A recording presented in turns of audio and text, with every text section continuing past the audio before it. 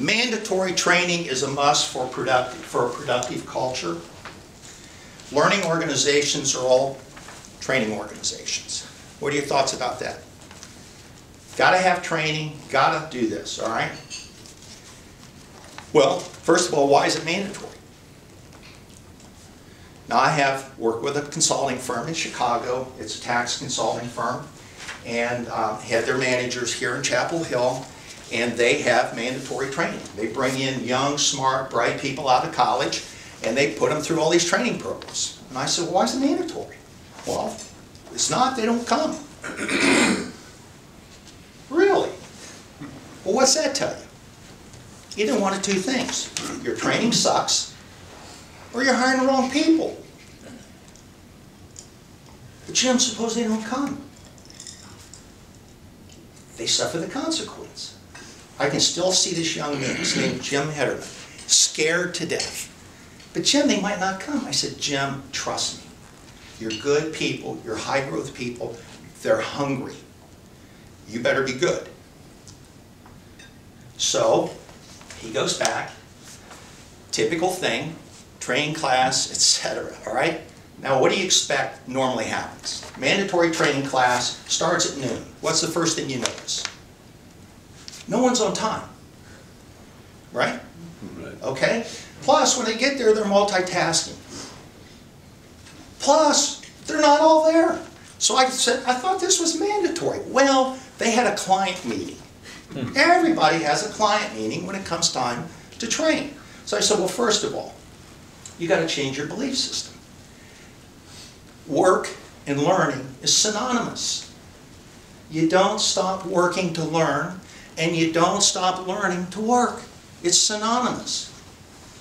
Secondly, your learners are accountable for learning. If you want a high growth culture, high accountability culture, the learner's accountable for learning. The employer's accountable and responsible for making learning available. Hence, no mandatory meetings and no mandatory training. Plus, let's start treating everybody as a volunteer. Why are they working here? High growth organizations hire high growth people. Now here's the struggle. If you're hiring high growth people and you're just talking that you're a high growth organization, they'll leave you. Okay. All right? You're going to be stuck with the bottom rung. Okay? High growth people can't be managed. Let me give you an example of this. Same consulting firm.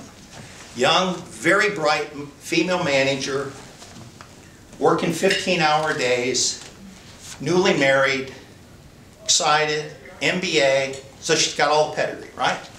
And she's frustrated. She's working every night till 7, 8, 9 o'clock at night, and the staff goes home every night at 5. She says, I don't understand this. And I said, well, what are they responsible for? Well, what do you mean? You don't know? Well, they do what I tell them to do. And I said, okay. Are they getting it done? Well, yeah. So what's the problem? They get the work done, they go home. She said, well, they can't get ahead that way.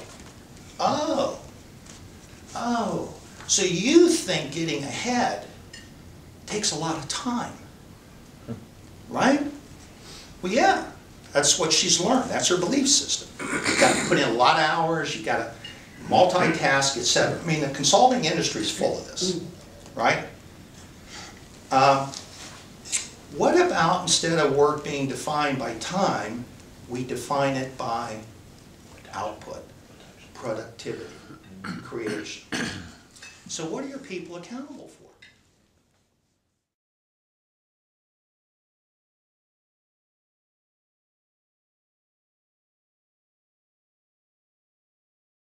And this is from very smart people. There's a young man who was continually falling behind in his work. He had staff working for them. They were following the same pattern and so on. So he was asked, how come you're not turning this over to staff? Well, it's complex. And the senior partner said to him, so your work's more important than anybody else's in here? And he goes, no, no, no, no. He says, I want you to delegate it.